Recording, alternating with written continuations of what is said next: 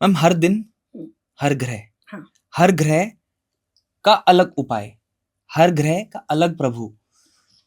सवाल ये है कि क्या अलग अलग भगवान की पूजा करनी जरूरी है हर दिन के हिसाब से? कोई कहता है सोमवार है शिव जी की पूजा करो, मंगलवार है हनुमान बिल्कुल जी की पूजा करो, ऐसे ही शनिवार है तो शनि देवता की पूजा करो। बिल्कुल। देखिए क्या ये जरूरी? आप डॉक्टर के पास जाते हैं, बॉडी चेकअप कराते हैं, जी डेफिशिएंसीज आती हैं, विटामिन जी डी की आ गई, जी। है ना, आयरन की आ गई, हम्म। विटामिन सी की आ गई, तो सबके सप्लीमेंट्स लिख देते हैं ना डॉक्टर। राइट।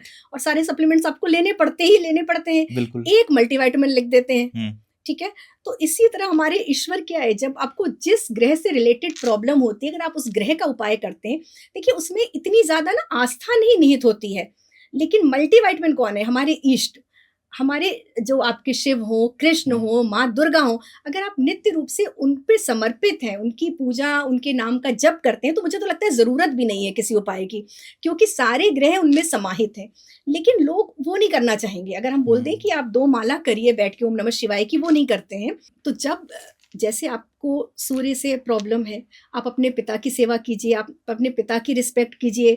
कुछ उपाय ज़रूरी नहीं है कि आप बहुत बृहद तरीके से उसका करें, बहुत छोटे-छोटे उपाय होते हैं।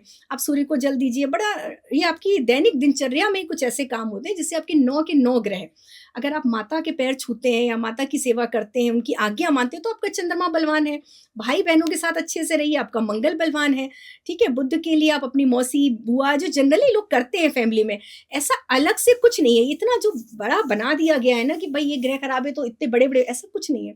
बहुत छोटे-छोटे उपायों से आपके 9 ग्रह मजबूत होते हैं। लेकिन फिर भी मैं कहती हूँ, अगर आप अपने इष्ट के प्रति समर्पित हैं, आपने किसी मंत्र की दीक्षा ली है, नहीं ली है, फिर भी आप किसी मंत्र का नियमित जाप करते हैं, आपको कोई ग्रह दिक्कत देगा ही नहीं। ये बिल्कुल सही बात है। ऑन दी अदर हैंड ये भी कहा जाता है कि हम देखते हैं, लोग कहते हैं आज ट्यूसडे, आज हम नॉनवेज नहीं खाएंगे, आज थर्सडे, आज भी हम नॉनवेज नहीं खाएंगे, और सैटरडे हम नहीं खाएंगे। बिल्कुल। फिर बाकी दिनों में क्या?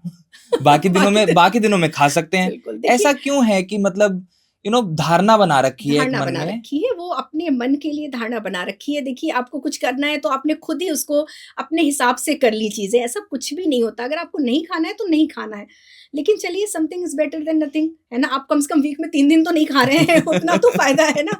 लेकिन कायदे से इसका कोई कॉन्सेप्ट नहीं है। अगर आप बुधवार को खा रहे हैं तो भी तो आपके लिए गलत ही है ना? तो क्या सिर्फ भगवान की पूजा करने से आपके जितने भी प्लैनेटरी दोष हैं वो कम हो सकते हैं? भगवान की पूजा करना और भगवान में आस्था, विश्वास, प्रेम रखना, हम्म। दोनों में बड़ा अंतर है। पूजा तो एक क्रिया है, ठीक है ना? आप पूजा करते हैं एक नियमित क्रिया की तरह से, आपने आए दीपक जलाया, आपने स्तुति पढ़ी। लेकिन एक जब आप आंतरिक आत्मिक रूप से अगर आत्मा परमात्मा का एक ईश्वर पे छोड़ दिया आपने, हम्म। जैसे हम अपने पिता पर भरोसा करते हैं कि वो हमें हर जगह बचाएँगे ही हम्म। बचाएँगे। जब ध्रुव जी वो भरोसा आ जाता है ना ईश्वर के ऊपर कि हमें वो परेशान कभी होने ही नहीं देंगे, तो सारे ग्रहों की स्थिति ठीक हो जाती है। तो दोनों में बहुत अंतर है। ज़रूरी नहीं कि आप 4 घंटे पूजा कर रहे हैं और आपको ग्रह परेशान ना करें। लेकिन आपको विश्वास लाना पड़ेगा, है ना? कि भवानी शंकरो वंदे श्रद्धा विश्वास रूपिणो, तुलसीदास जी ने कहा है। तो इस तरह से वो श्रद्धा विश्वास के ही रूप हैं, और ऐसा ये बिल्कुल सत्य है कि अगर हम उन पर भरोसा करते हैं, अपने जीवन को उन पर समर्पित करते हैं, तो वो हमेशा साथ देते हैं।